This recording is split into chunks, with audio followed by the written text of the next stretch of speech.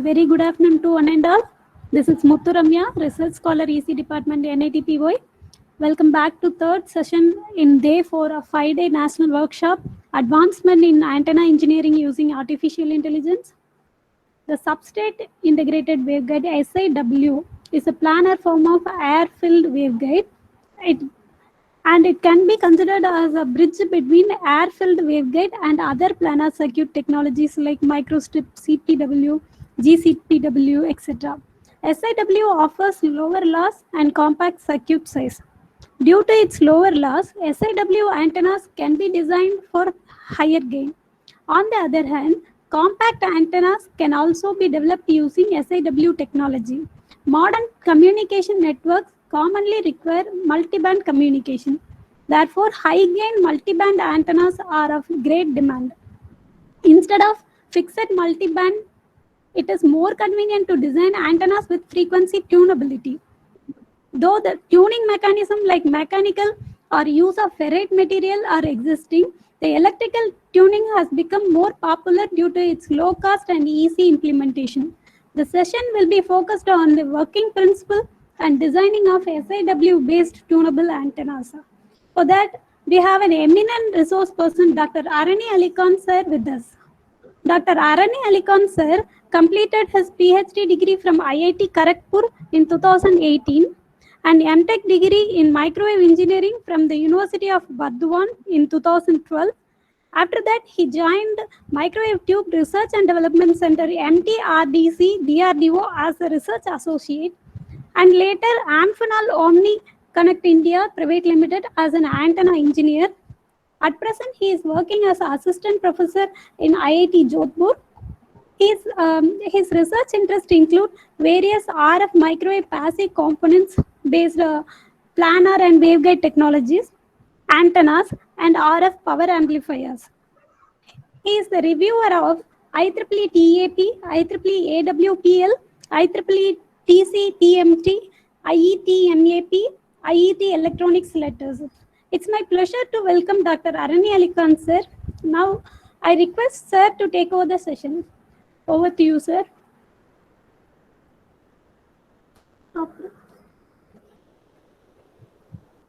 Thank you for inviting me or considering me as the resource person, and I will be glad to interact with so many people and engineers, professionals, and this will be a session on SIW tunable antenna.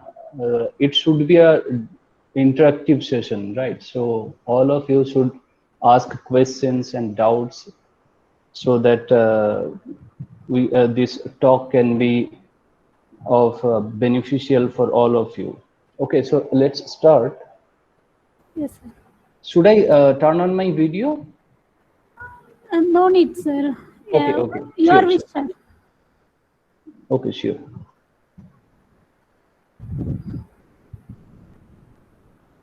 So can you see the presentation? Yes, sir. Okay, then I'm just starting it. Yes, sir. So this is the outline of this talk. First of all, we will have some discussion on reconfigurable antennas, then SIW antennas, fundamental of frequency tuning, some tuning elements. After that, the discussion will be focused on some reported works on SIW antennas. First of all, why do we need reconfigurable antennas? The first thing is more number of channels we can accommodate, or we can transmit or receive signals for multiple channels. They are closely spaced for, and that is very common for any modern communication system, including satellite communications.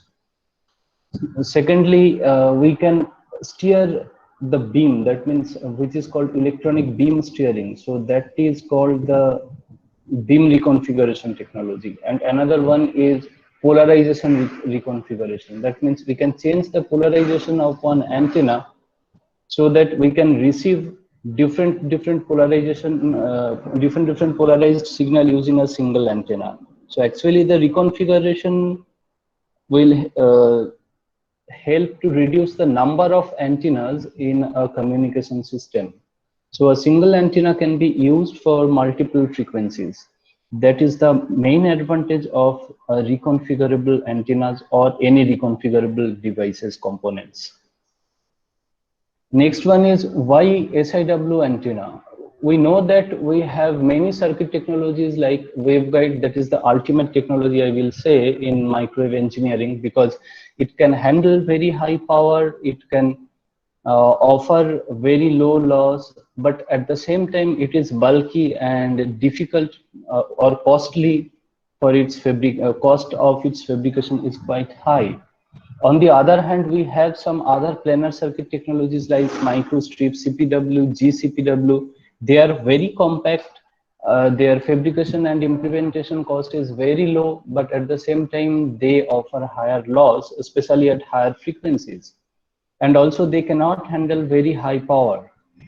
So there is a technical gap between this planar technology and waveguide. So SIW can be considered as the bridge between these two. It can handle moderate power up to a few hundred of watt continuous wave power.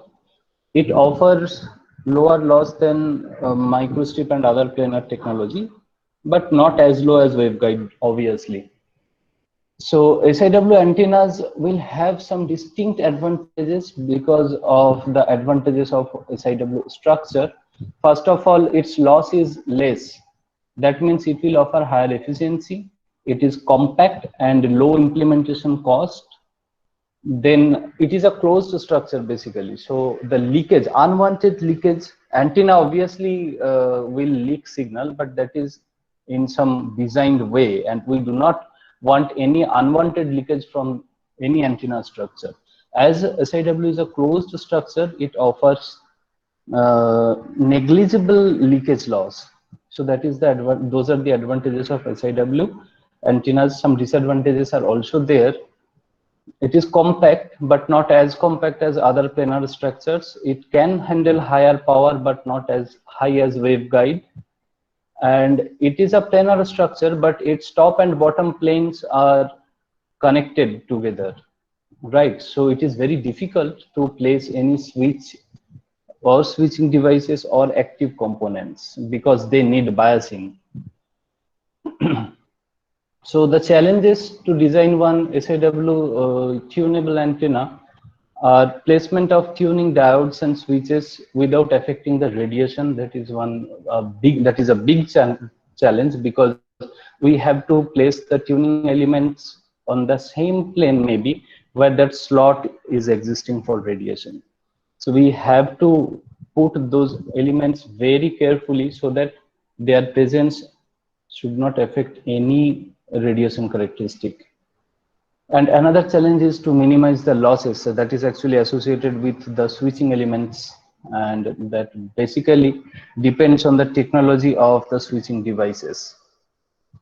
Next, we will discuss the fundamental of tuning. You can see figure 1A, it is a TE101 cavity.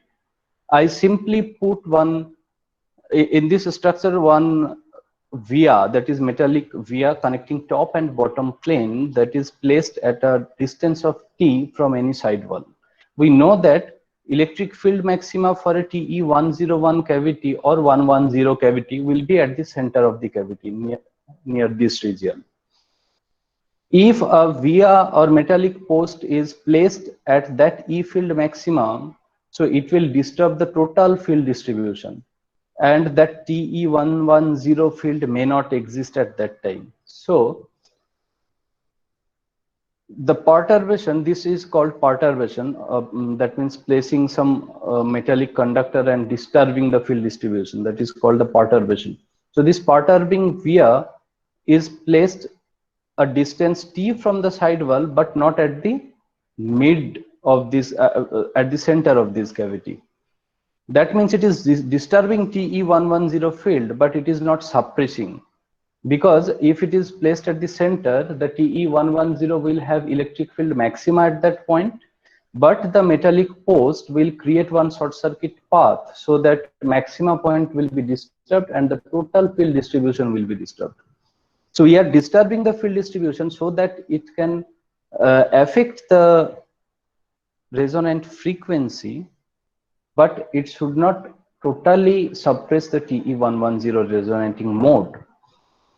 Similarly, in figure B, you see the effect. The perturbation is at the electric field null position. That means this is a TE1210 cavity. So at the mid plane, there is electric field 0. So if one conductor is placed there, as electric field is 0, we are putting one short circuiting path between top and ground plane. So it will not have any effect on the resonant frequency. And the effect you can see in the figure 1C. The red line is showing the change of the frequency for TE210 mode as T is increasing, and the green line is showing the TE110 field frequency change with the perturbation amount T. And it is obvious that TE110 frequency is changing very sharply, whereas the TE210 frequency change is almost 0. That means the resonant frequency is not changing with the perturbation if it is placed at the electric field minima. So what type of considerations are there? First of all, we have to find out the proper field distribution, and we have to find out where the metallic post or the perturbation we should put to change the frequency. Now, this is a metallic post. It is here connected between top and bottom plane. Now, if we add one switch and we turn on the switch, at that time only it will create the path between top and bottom plane, otherwise not. Then we have that tuning mechanism in our control. If we turn on the switch, it will perturb the cavity and change the resonant frequency. If we do not turn on the switch, or if we keep the switch off, then there will be no conducting path and the electric field will not be disturbed. So we have to find out the electric field distributions. From that electric field distribution, we have to find out the proper positions where the metallic posts can be placed. Now you can see the integration of switching elements. Here figure 2a is showing one cavity. There are two perturbing posts, and those two posts are connected to a diode switch D1, connected to two diodes D1 and D2, and they are positioned at some perturbation with T1 and T2.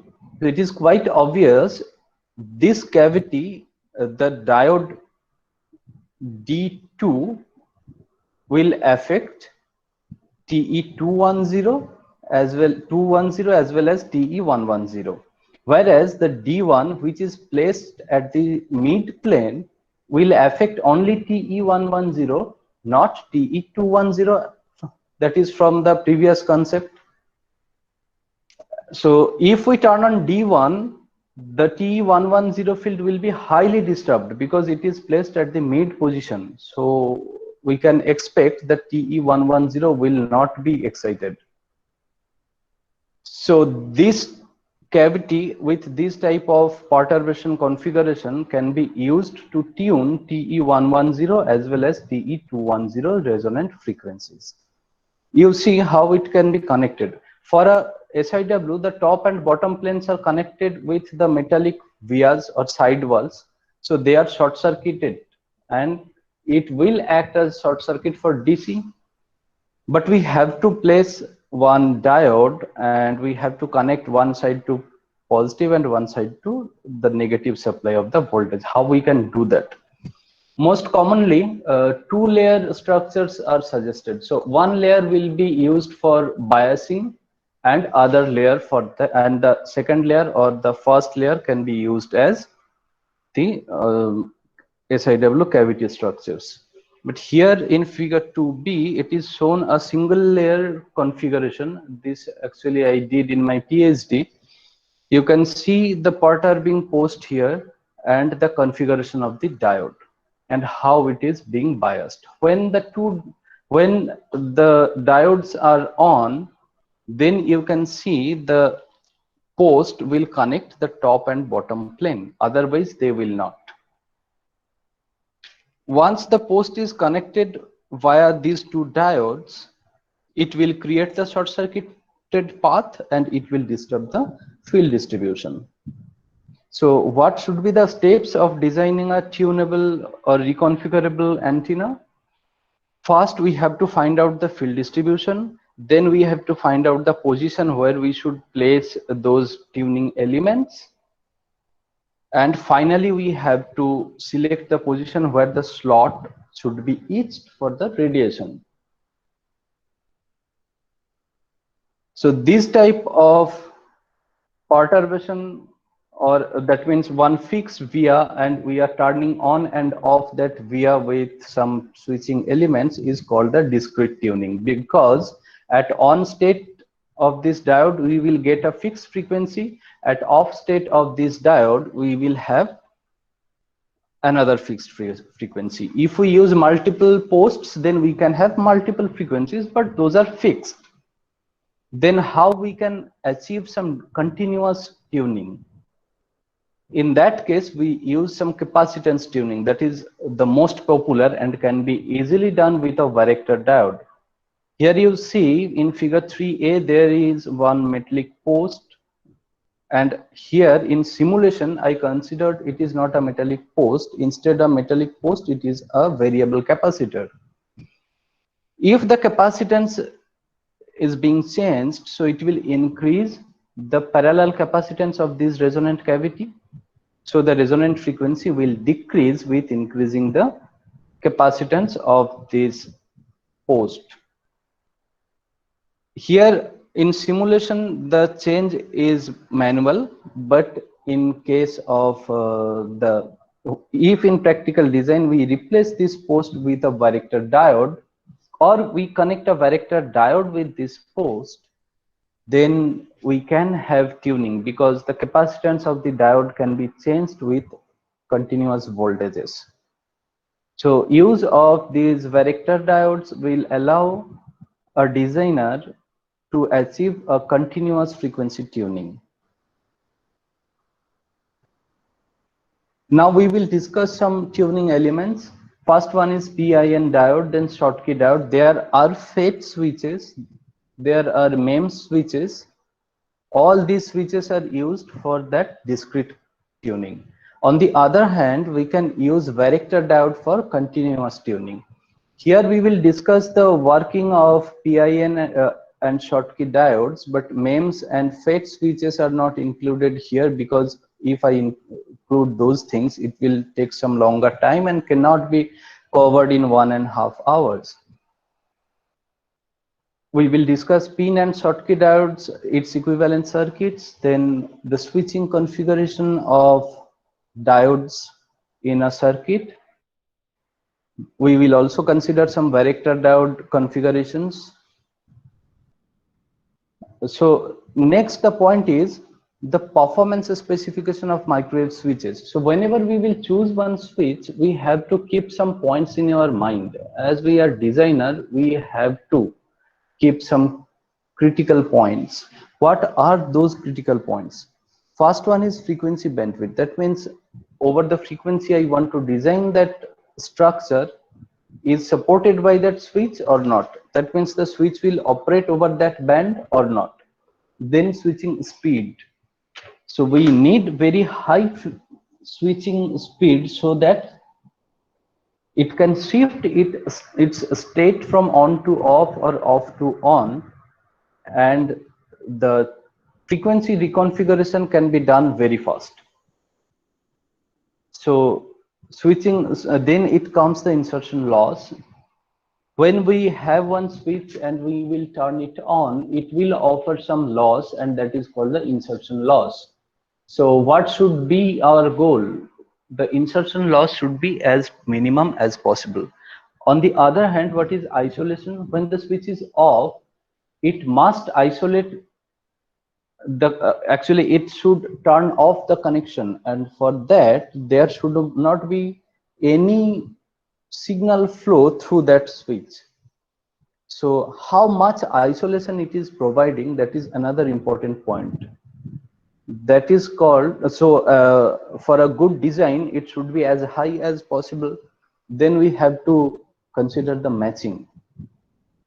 Whenever one tuning element will be added to one structure, its input matching will be disturbed and will be affected by the switching elements.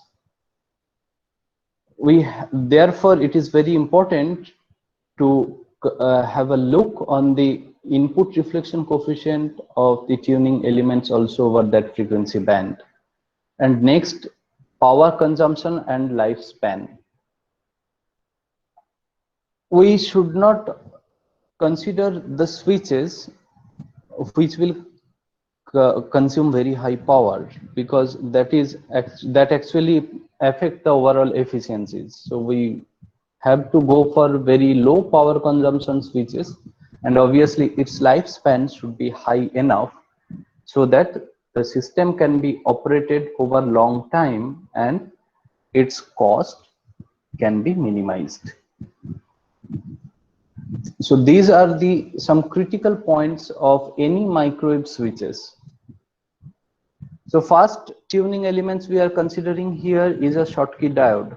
So I think all of you know the structure of one Schottky diode. It is a junction diode between a metal and a semiconductor. So if we consider one N-type metal and one N-type semiconductor, then what will happen? At both the sides, the majority carriers are electrons. So when the switching state or the signal goes from positive to negative or on to off, the switch will operate much faster than the conventional p-n junctions. So its equivalent circuit is drawn in figure 4, where RJV, that is a nonlinear junction resistance and obviously a function of voltage. At the same time, junction will offer some capacitance. So CJV is a junction capacitance, which is also a function of voltage. LS and CP are due to the packaging. One diode must be packaged, so we cannot use open PN or any metal semiconductor junction. It will have some packaging, so that packaging will introduce some inductance and capacitance. And RS, that is called the contact and current spreading resistance. So whenever the overall diode structures is being completed or it is being fabricated, then it will be connected to a circuit, and at that time the contacts will create some extra resistances, as well as the contact inside that metal semiconductor or any type of junction that will also have some resistances. So the overall circuit looks like this. Next is PIN diode. In PIN diode, you remember there is one P junction, there is one intrinsic region, then N junction. So that intrinsic region is a bit longer region with some lightly doped semiconductor, and one side is highly doped P, another side is highly doped N. So what happens when it is reversed bias, then there will be no current flow. If it is forward biased and in reverse bias, what will happen, that junction that will offer a very low capacitance, because the intrinsic layer has some longer length. If you compute the capacitance epsilon A by D, here that D means that length of the intrinsic region. As D is higher here, it will offer a low capacitance Cj at the reverse bias. And the low capacitance means very high reactance at higher frequencies. And at the on state, that Cj will become very high, you can say, or you can neglect that. There will be no Cj at the forward bias biasing condition. So there it will be left with that Li, which is the parasitic inductance, and one forward intrinsic resistance. The forward resistance will be that Rf will be contributed by the overall diode resistance. So for a good diode, Rf must be very low. So this is the equivalent circuit of one PIN diode. Next, how we can connect one switch. Two types of configurations are shown here. One in 6A, it is a diode switch in series configuration, and in B, it is in shunt configuration. So Z0 are the characteristic impedance of source as well as the load. If the diode is placed in series configuration, if we turn on the diode, then it will conduct, or at the on state, the signal will flow from source to load. Whereas in shunt configuration, when the diode is on, it will create a parallel short circuit path with that load. So when the diode is on, there will be no current flow to the load. Ideally, there should be no current flow, but in practical, the diode will not create a perfect short circuit. So there will be some current flow to the load. And this is called the isolation. That means how much isolation we can, or how much that blocking of signal can be done by the switching element. So you can see the two expressions of insertion loss for series configuration as well as for shunt configuration.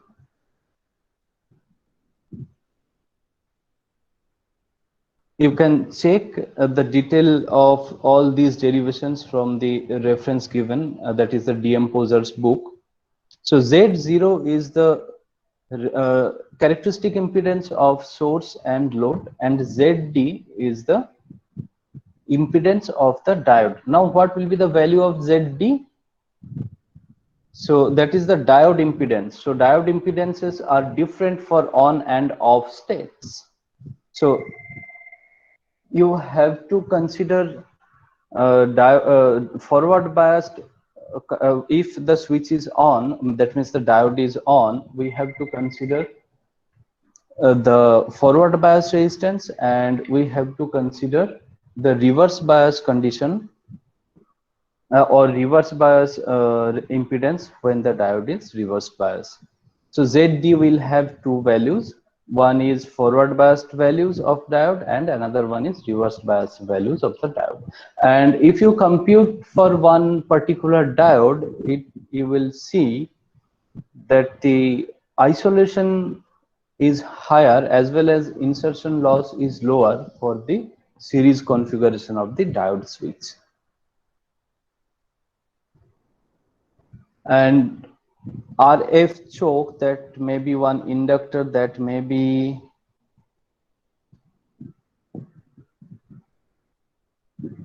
one that inductor may be a lumped element, that inductor may be a distributed element. You in many cases in some practical microwave circuits we use radial stub. So those radial stubs actually have some particular characteristic. It blocks the RF signal for over some band. So you have to design one radial stub to get sufficient RF isolation, and the capacitor will act. If some RF leakage is there, it will not pass to that DC source. It will be grounded through the capacitor. So that capacitance should be calculated like that. And these are the very standard form of design of a biasing network for any diode switches. Next, another type of switch is called the MEMS, that means micro electromechanical system switches. These switches have some distinct advantages.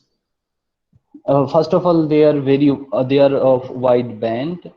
It offered lower insertion loss as well as high isolation, and at the same time small power consumption. Some disadvantages are also there for MEMS switches. It is more complicated structures. It involves electrical and mechanical systems, a larger size, and its lifetime is potentially lower because lots of mechanical and electrical structures are involved. It may be a capacitive type of MEMS, it may be a resistive type MEMS. So those things are not included here in detail. So next we will discuss some tunable structures. First, you see this is SIW structures, and there are 4 tuning elements.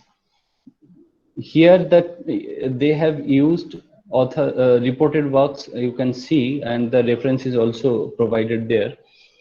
2-layer structures that I just discussed at the beginning. Here 2 layers are used for that connection making. The top layer with epsilon R2 will have those switching elements, and the lower layer epsilon R1, this will have that actual cavity. So the tuning posts are connected to the top plane of the top layer to the bottom plane of the bottom layer. There is another post that actually connects the top layer of the lower dielectric material, that means a top layer of the cavity. If there is one switch and if we turn it on, that means the post will be activated. If the diode is off, then the post will be deactivated.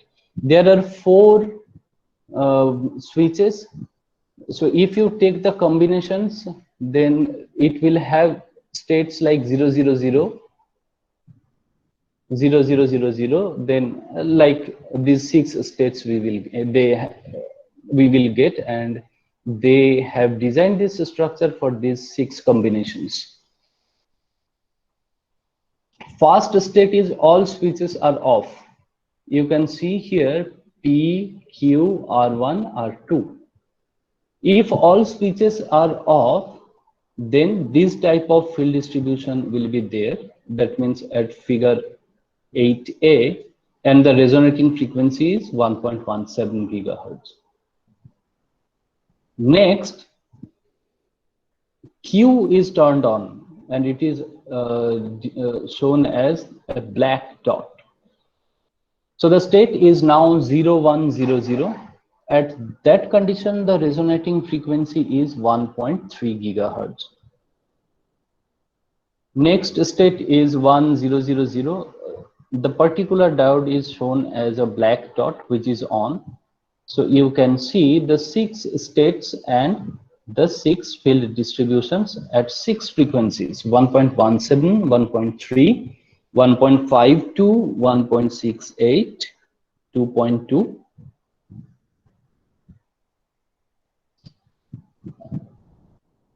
and 1.72. Another point must be observed or has to be noted: the slot position. The slot position have to find out very carefully, so that the electric field distribution must be like it support the radiation. If the slot is placed where the electric field is maxima and is symmetric about that plane, then it will not radiate. That we know from our basic knowledge of slot radiation. So it must have offset from the peak of the electric field distribution. So the slot position is chosen here so that the slot supports radiation at all the frequencies. Otherwise, if the slot is not positioned properly, we might get tuning. The switching elements will be switched on and off. The cavity will support different resonant frequencies, but it may not be radiated through the slot due to the improper placement of the slot. So the slot position is another vital issue when we are dealing with a tunable SAW antenna. And at the same time, we have to match this cavity for all these frequencies so that the reflection coefficient must have a very good value. And the reflection coefficient basically controlled by this opening that is called the external Q factor. But in design, we have any designer will have very less freedom to change the external quality factor. This gap has to be optimized for all these resonating frequencies to offer a very good reflection coefficient. So that is another challenge any designer will face while designing a tunable antenna. All the resonating frequencies are shown here, the reflection coefficients, and it can be observed that obviously this is a cavity resonator and single mode is being used for all the resonant frequencies, and it will offer, as expected, it is offering very narrow band, but the degree of matching is quite good. The reflection coefficients are even better than -15 dB for all the cases. And figure 10 shows the radiation patterns at 3 frequencies. Others I haven't included here. The 3 frequencies are 1.12 gigahertz, 1.72 gigahertz, and 2.27 gigahertz. All the E-plane and H-plane plots are provided. At the same time, it can be observed that the cross pole level is also very good. It is around 20 dB. For further reading, you can go through this paper, IEEE TAP, by Kamran Enteshari, and this author has many publications on the tunable component designing. Next one is another tunable SAW antenna here. So this structure is basically an implementation of discrete tuning. There are 4 metallic posts, and those are turned on and turned off using 4 diodes. So each state or combination of states will have different resonant frequencies, but once we select one combination of switch, it will have a particular frequency. We cannot change these 4 frequencies. So this is a discrete tuning. You can see here all the discrete resonating frequencies. So it is reconfigurable, but fixed frequency reconfiguration, you can say. So once we select one combination, it will resonate at a particular frequency. Next one is that continuous tuning. That means the varactor diode is involved here. The structure is shown in figure 11A and B. It's top view and bottom view. The radiation is supported by the circular slot shown in figure 11B. Figure 11A shows that inset feed and all other extra etching are here to perform a very good matching. So the varactor diode is placed the slot is actually loaded with a varactor diode. If we change the biasing voltage of the diode, it actually changes the overall capacitance and it will change the frequency at the same time. So figure 11C shows the states. that means the change of frequencies with different applied voltages to the varactor diode. At the same time, the value of the capacitances are also provided. Here you can see, using a single element, we can have multiple frequencies. That is the beauty of continuous tuning. So one single varactor diode can perform the operation of multiple discrete switching. Next one is a tunable duplexer. So what is a duplexer?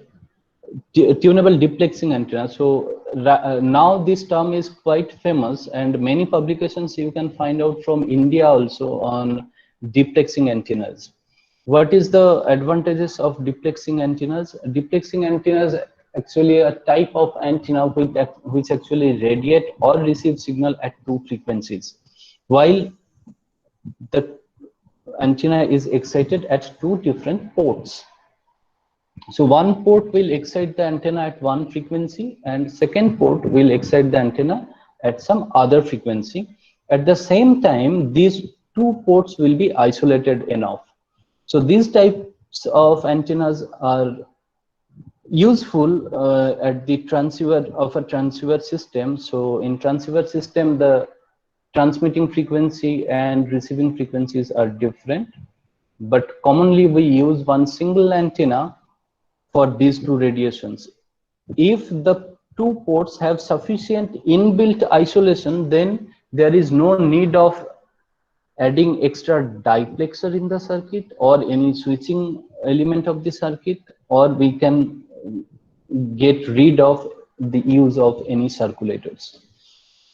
So that is the beauty of one duplexing antenna. Here, one duplexing antenna is being designed by the authors. You can see port 1 and port 2, and there are three slots. Slot 1, slot 1, slot 2, and slot 3. Slot 1 and slot 2 actually are the two resonating slots, and their length selects the radiation frequency. Once that radiation frequency is selected by the slots, so it will radiate at a fixed frequency. Now, how we can change that radiation frequency? To change or tune that radiation frequency, two varactors are used. Here, one single layered structure is used. That's why there are two varactors, and these two varactors are these slot actually, slot 1 and slot 2 are loaded with a pair of varactor diodes. If the varactor voltage is changed, so actually the loading on the slot will be changed, and the slot is actually selecting the radiation frequency. So the radiation frequency or radiating frequency will also be changed with the equivalent, according to the equivalent capacitance of this slot, and that equivalent capacitance is now controlled by the varactor. So there will have some tuning facilities.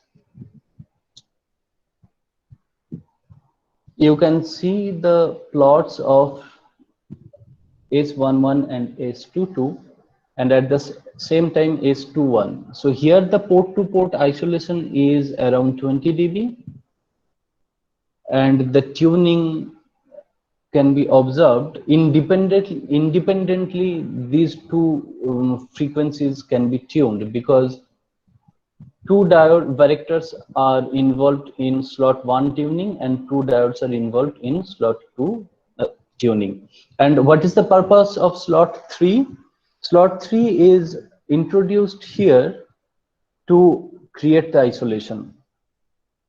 So it is actually disturbing the current flow from the port 1 to port 2. So it is isolating that current flow. It is restricting the current flow over the top plane. So the power coupling between port 1 and port 2 will be lesser. And it is a larger slot, and it also helps in radiation for both the two frequencies. So S11 and S22 in figure 12C, the S22 tuning is shown. At that time S11, that means the port 1 resonating frequency is fixed. In figure 12D, port 2 resonating frequency is fixed and the port 1 resonating frequency is tuned by the varactor diodes. So for the different varactor capacitance or applied voltages, we can observe different resonating frequencies.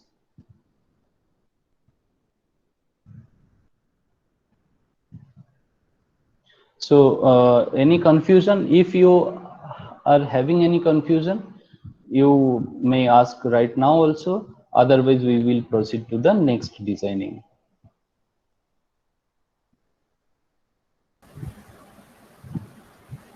The participants can ask questions if you have any doubt.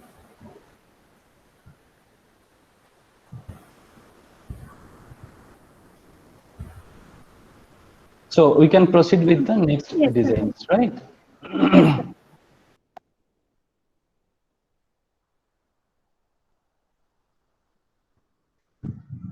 So the next, a very important design, I will say. The next design is a SIW active antenna. Active antenna means it is acting as an antenna as well as it is acting as a oscillator. How this design is being done? Figure 13A shows the geometry. So this part is SIW cavity. Here you can see the white dots are those sidewall vias, and intentionally one via from this point is being removed. This is the feeding line, and here you can see another structure.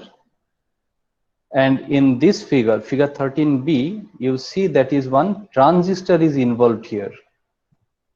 There is one varactor, there is one cavity, there is one transistor. So what you can guess? This cavity is acting as a tank circuit for this transistor. So the transistor here is acting as an oscillator, and for oscillator we know there is a need of a tank circuit for frequency selection. So the frequency selection is being done by this SIW cavity, and this SIW cavity is a bit engineered here. One post is intentionally removed from this point, and the top plane of this cavity is connected to a varactor diode. So one varactor diode is placed here. You can see the varactor diode.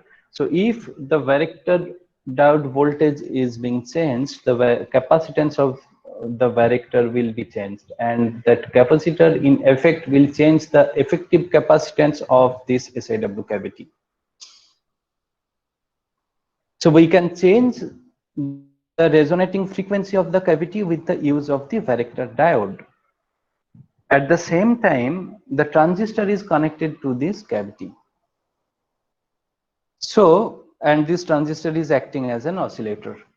If the tuning circuit resistance, the tuning circuit resonant frequency is being changed, so the oscillation will occur at different frequencies. This is the one part of this design. Second part, at the bottom of this circuit or bottom of this SIW cavity, there is one slot. So this slot will help in radiation. So at the same time, it is acting as an antenna as well as one oscillator. So it can be considered as a active antenna, and it can transmit a frequency while there is no extra source of frequency is connected here. So it will generate the frequency and it will radiate itself. So this is a active antenna, you can say. So it is radiating and it is generating its own frequency. Now the engineering is involved in the slot is the slot has some typical shape. Why this type of shape is involved? Because the cavity structure is quite small here, but the slot must have some particular length for radiation, and that is around lambda by 2, right? But at that radiating frequency, open slot, that means a rectangular slot with a length of lambda g by 2 cannot be fitted here. So the slot, the two sides of the slots are a bit wider. To this slot will radiate at the desired frequency. That's why this type of slot is involved here. Here that inset feed, you can see this inset feed is actually adopted here to get the proper impedance matching. So what will be the design flow of these type of structures? You know, we know that the transistor part or varactor part we cannot simulate in HFSS. We have to use ADS. So first design step will be remove all the active elements. This cavity is there. Now if we excite the cavity, we will have one S parameters, and at this point where the varactor will be placed, one port has to be added. As this structure is, as the port will be placed here and the structure will be inside the radiation boundary, so there we will not have that option to add any wave port. So lump port can be used here. Then we will have the transmission from this actual input port to this port, and that data has to be extracted from the HFSS or CST, and that data has to be fed to the ADS, where the model of this particular varactor diode will be there. So this output of this cavity at this point will be fed to the input of that varactor diode in ADS. Once this is being done, now the changing voltage of that varactor diode will give the changing resonant frequency of this cavity. That is the varactor part.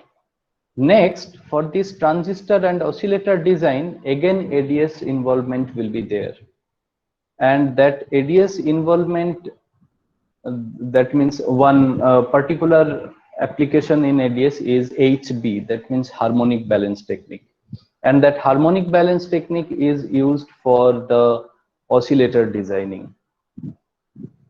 If the so that harmonic balance part will be used for these amplifier designing, and this part can be simulated in ADS.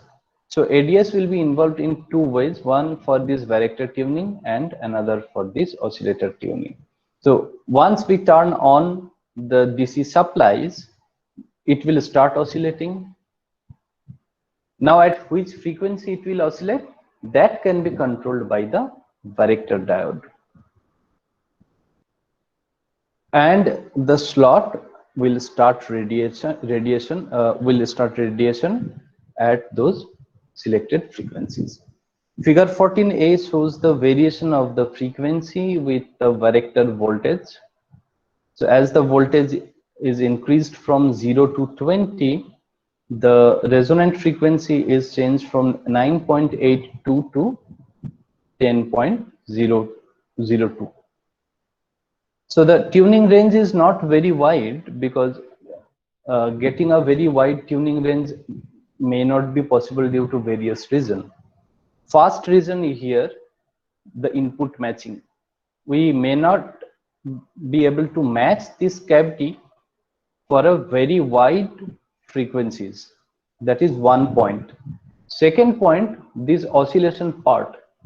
So while designing one oscillator, what we have to consider, first of all, there will be one tank circuit, and secondly, the Barkhausen criteria must be fulfilled. That means the summation of total conductance should be 0. So there will be one positive part of the impedance, some negative part of the impedance, and if we add them, then it should be 0. Even at the starting or to initiate the oscillation, it should be negative. If the varactor tuning applied here tunes the overall capacitance and that reactance part go beyond that limit to fulfill the Barkhausen criteria, then oscillation will not be there. So that is another limitation for this type of circuit where the oscillator is involved. We cannot tune the frequency over very wide band. That will require wide capacitance tuning. Maybe the varactor support that, but the Barkhausen criteria may not be fulfilled over that wide range of capacitance. That's why the overall tuning range is limited to 0.22 gigahertz in this design. And this is an old publication, but this is a very good publication, I feel, because the innovation, this design actually involves microwave knowledges of many fields. Design of oscillator, that is one expertise, and this passive component designing is another expertise, and how to tune that with a varactor, that also expertise between passive and active designing. So this is a very interesting design, I would like to say, and this type of design you should practice in future, because right now the microwave design field in the passive domain is quite saturated. So what you have to do, you have to be able to design active components also. And the practicing engineers and the researchers should focus on this active designing, because that is the field in microwave engineering domain where a huge vacancies are there in India. So this type of designing you should consider in your research, in your thesis work, in your master's project. Even you can do these type of things in your BTech project also, because a little bit software knowledge you required, and you have to gain some theoretical knowledge on that particular field. But the microwave engineering, you may design active or passive components, but your fundamental should be very clear in electromagnetic field theory as well as on the passive circuits of microwave technology, passive circuit technologies. Otherwise, you cannot implement one active component, because that active designing will involve so many passive components. Like here you can see the radial stubs. There are some placing of inductors. Even at high frequencies, very narrow line of microstrip can perform the function of an inductor. Very narrow line will act as an inductor at very high frequency, and it can be used as a choke itself, but for DC it will conduct. So that biasing path, very narrow microstrip line biasing path itself will act as an inductor, or a very high impedance value for that RF signal to come to the DC source. So all these knowledges you must have, otherwise you cannot design a active component very efficiently. So in figure 14b, you can see the radiation pattern, E plane and H plane patterns for 0 volt and 20 volt. So the resonating frequencies are continuously changing, frequency is continuously changing, but the authors provided the radiation patterns at two ends, one at 0 volt and another at 20 volt. So the copole and cross-pole radiations you can see here.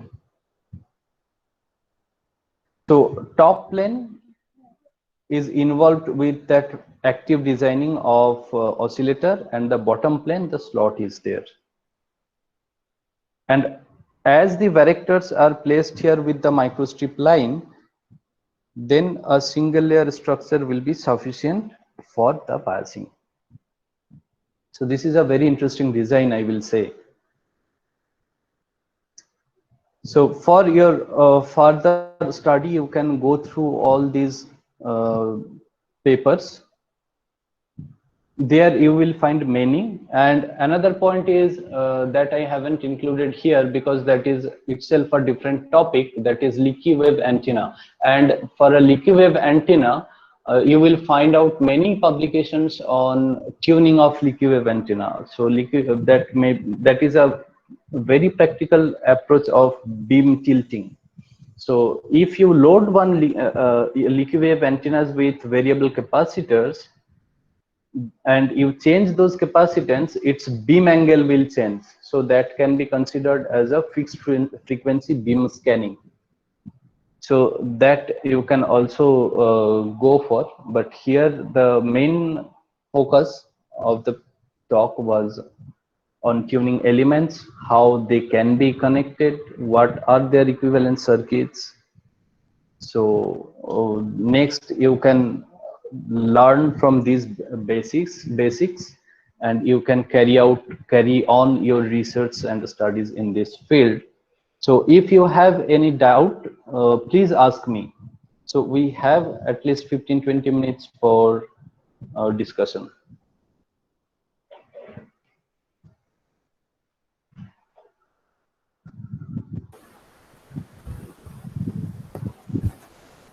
Participants, if you have any doubt, you can ask. Otherwise, you can also put it in the chat box. Yeah, that you can also do.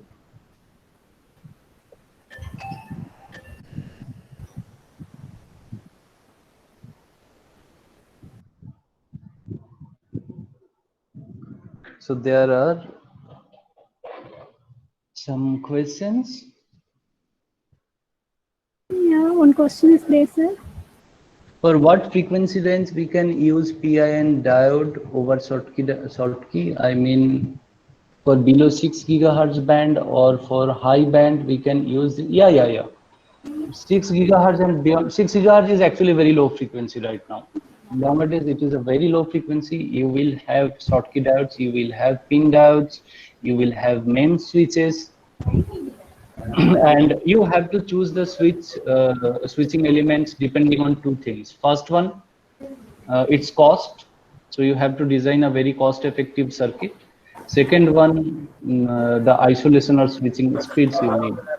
PIN diodes actually offer better isolation than Schottky diode, but MEMS is the ultimate switching element for a very good isolation.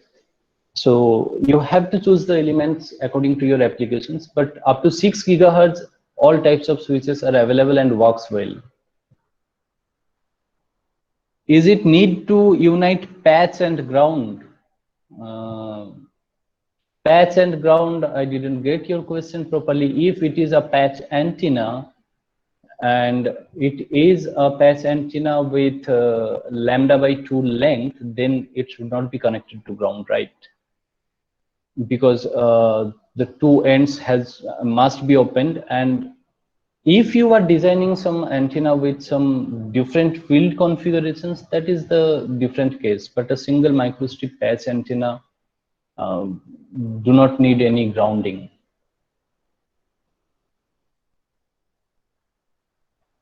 So any question from others?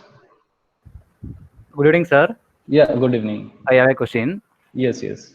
For just simple open and short circuit, after fabrication, Whether the pin diode is suitable or MEMS switches, which one is very suitable, sir?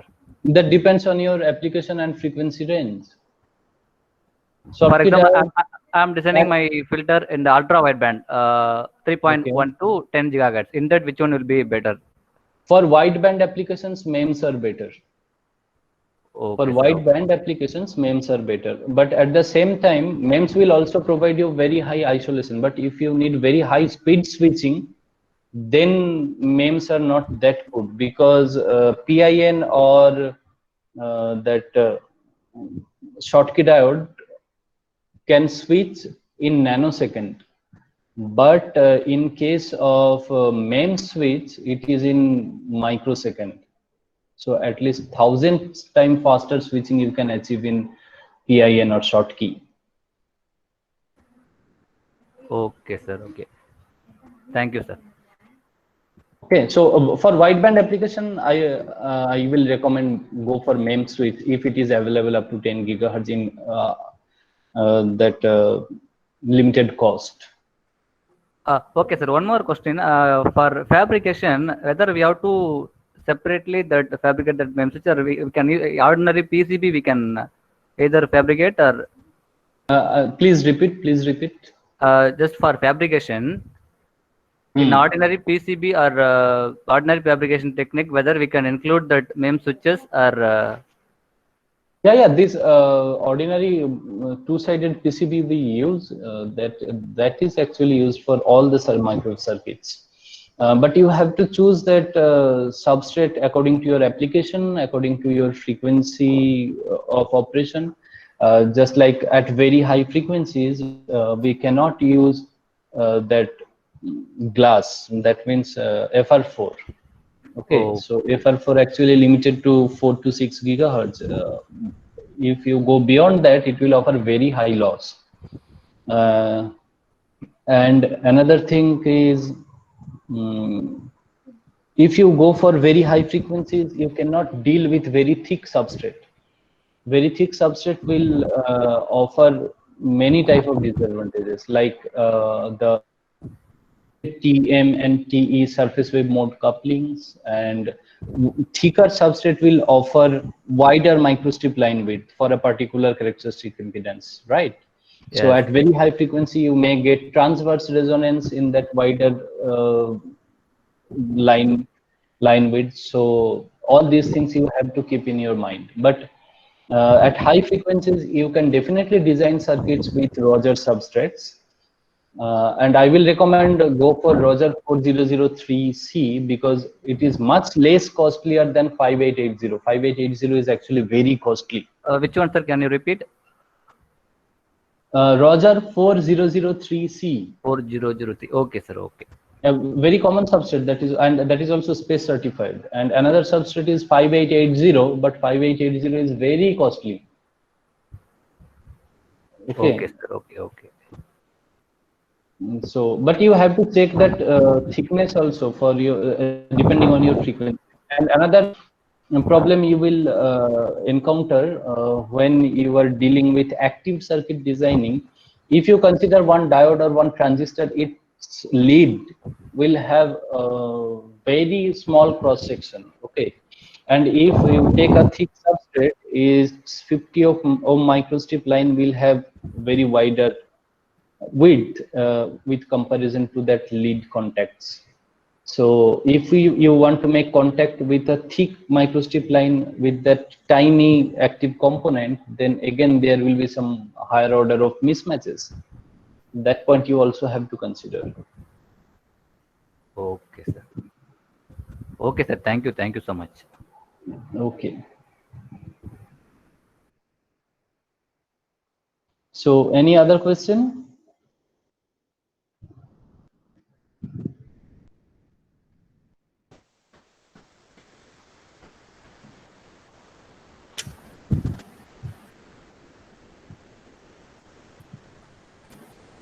Any other question, participants?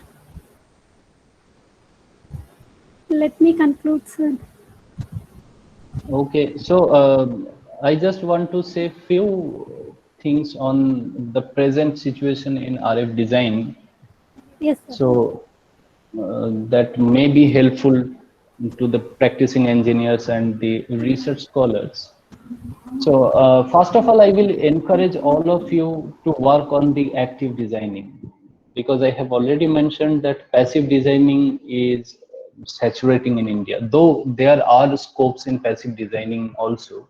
But to enrich our microwave culture or microwave industry in India, we have to be able, or we have to produce upcoming researchers who can design active elements, active components like oscillator, amplifier, mixers, and all these things are very important for a uh, transceiver system designing.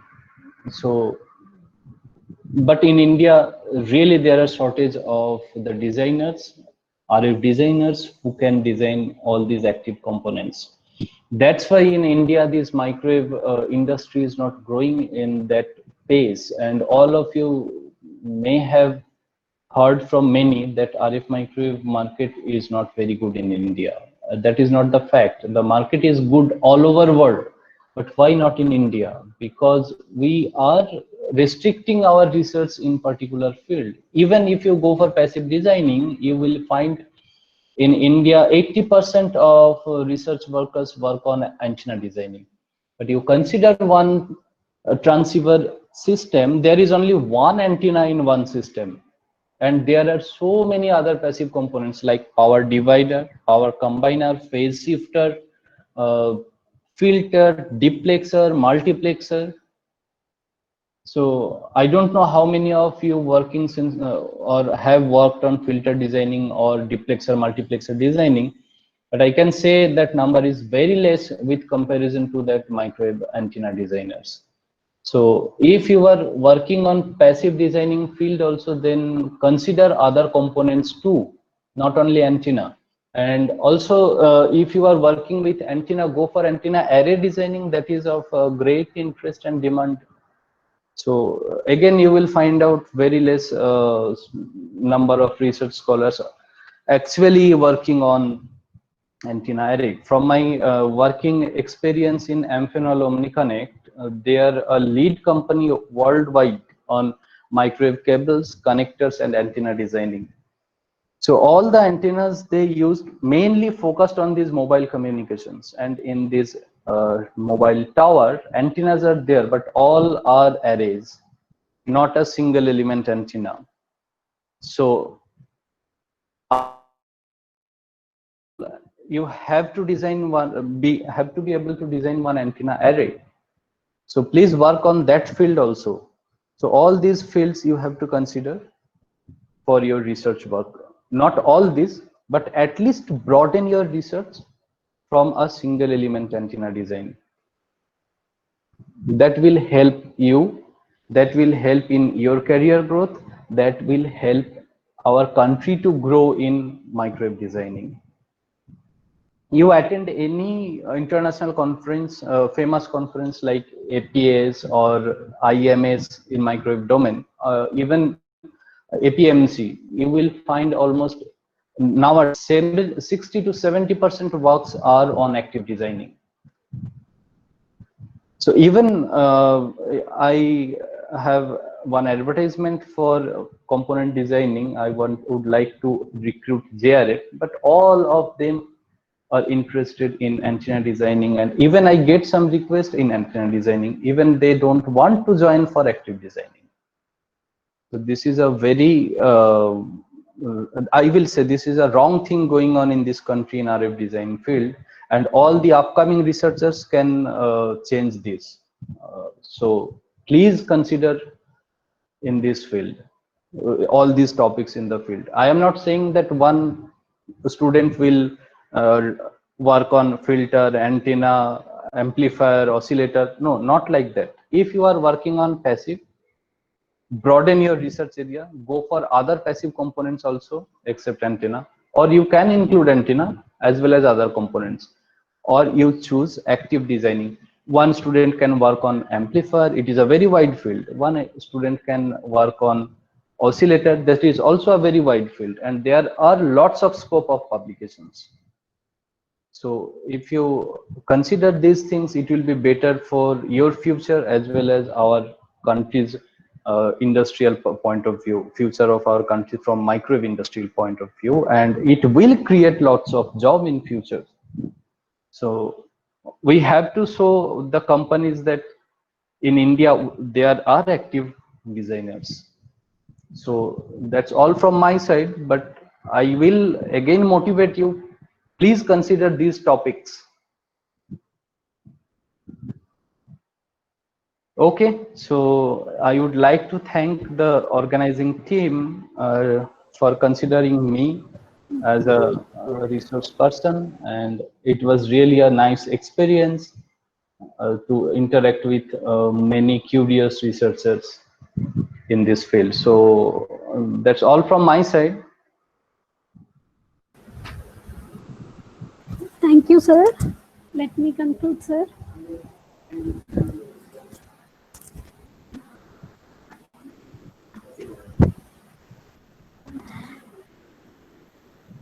Thank you, sir. Thank you for spending your valuable time. Thank you for spending your valuable time to share your knowledge, sir. It was a wonderful session, and the participants would definitely gain enough knowledge in the topic, SAW topic, sir, because you have explained starting from the tuning, reconfigurable antennas, SAW antennas, and tuning elements and all. It is a very clear-cut explanation, so that we got some knowledge in that area, sir. It is kind of different area, sir. And the session would be very helpful for those who are doing research in that SAW fields, sir. And thank you so much, sir. Thank you once again from my side also, and I will, and I wish all of you are healthy, staying under such a very odd type of situations going on in our country. So stay safe, take care of yourselves and your studies too. Thank you. Thank you, sir. I would like to thank Professor Dr. Rahman, sir. Thank you so much, sir. Thank you so much for your presence and constant support and encouragement, sir. And I will definitely also like to thank Professor Raghavan. We had few interactions also, and I am asking Professor Raghavan, how are you? Hope you are doing well. Fine. Thank you. Okay, so take care of yourself. Hope you are in touch with Dr. Mandal. Yeah. Thank you. Okay, sir. Thank you all.